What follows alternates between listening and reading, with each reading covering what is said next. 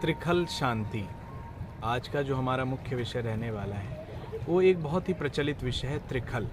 आप अक्सर इस बारे में सुनते रहते होंगे, लेकिन ये होता क्या है, कहाँ इसका उपयोग होता है, ज्योतिष में इसकी क्या मान्यता है, आज इस विषय में हमारी एक श्रेष्ठ चर्चा होगी। आइए जानते हैं।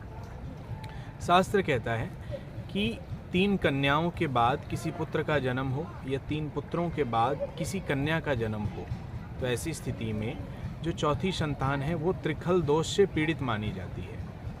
3 कन्याओं के बाद किसी पुत्र का और 3 पुत्रों के बाद किसी कन्या का जन्म हो तो ऐसी संतति को त्रिखल दोष से पीड़ित माना जाता है। ऐसी संतति के जीवन में अड़चनें बहुत ही ज़्यादा बनी रहती हैं। अगर आप भी त्रिखल दोष में जन्मे हैं तो आप पाएंगे कि आपके जीवन में अड़चनें औरों के मुकाबले ज़्यादा हैं, हेल्थ इश्यूज़ आपको ज़्यादा रहते हैं, आपके बनते हुए काम नॉर्मल व्यक्ति के मुकाबले ज़्यादा बिगड़ जाते हैं। ये सारे इस चीज़ के विशेष लक्षण होते हैं। अब जन्म के तुरंत बाद ही इसकी शांति कराने का विधान शास्त्रों में दिया हुआ है, लेकिन कई केसेस में पता ना होने के कारण इस चीज़ की शांति नहीं हो पाती है। पहले तो कोशिश करें कि जन्म के तुरंत बाद ही इस चीज़ की शांति हो जाए।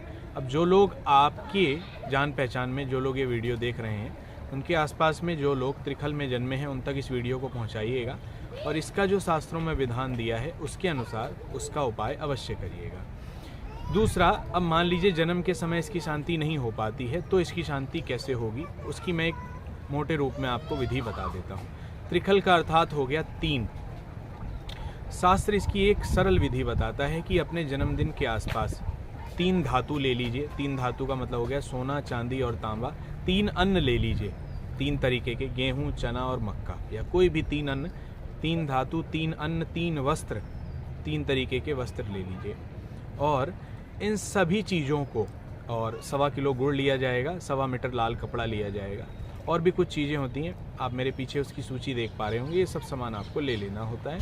संकल्प पूर्वक गणेश गौरी का पूजन कराने के पश्चात इसे ब्राह्मण को दान कर दिया जाए या भगवान शिव के मंदिर में संकल्प पूर्वक त्रिखल दोष की शांति के लिए इसको चढ़ा देने से इस दोष का बहुत हद तक निवारण हो जाता है। तो अगर आप भी इस त्रिखल दोष से पीड़ित हैं तो जितना जल्दी हो जाए इसका निवारण कराएं और फिर आप रिजल्ट देखिए, क्योंकि इस दोष के कारण मैंने पाया है तो बहुत से काम फंसे ही रह जाते हैं। विवाह में बहुत देरी होती है, अगर आप किसी कार्य के लिए, जॉब के लिए ट्राई कर रहे हैं तो उसमें बहुत अड़चनें आएंगी।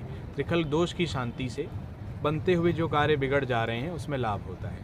तो इस विधि से इसकी शांति कराइए। बाकी जो भी ब्राह्मण इसकी शांति करेंगे उन्हें इस विधि के बारे में पता होता है। मैं बस एक जानकारी के रूप में आप तक इस वीडियो को पहुंचा रहा हूं कि अगर किसी 3 कन्याओं के बाद किसी पुत्र का या 3 पुत्र के बाद किसी कन्या का जन्म हुआ है तो वो इस चीज़ की शांति अवश्य करा लें। आज का विषय बहुत ही गंभीर था, इसे दूसरों तक अवश्य पहुंचाइएगा। मिलते हैं एक नए विषय के साथ आने वाले दिनों में। तब तक के लिए बने रहें हमारे साथ, हमारे इस चैनल पे। जय माता की।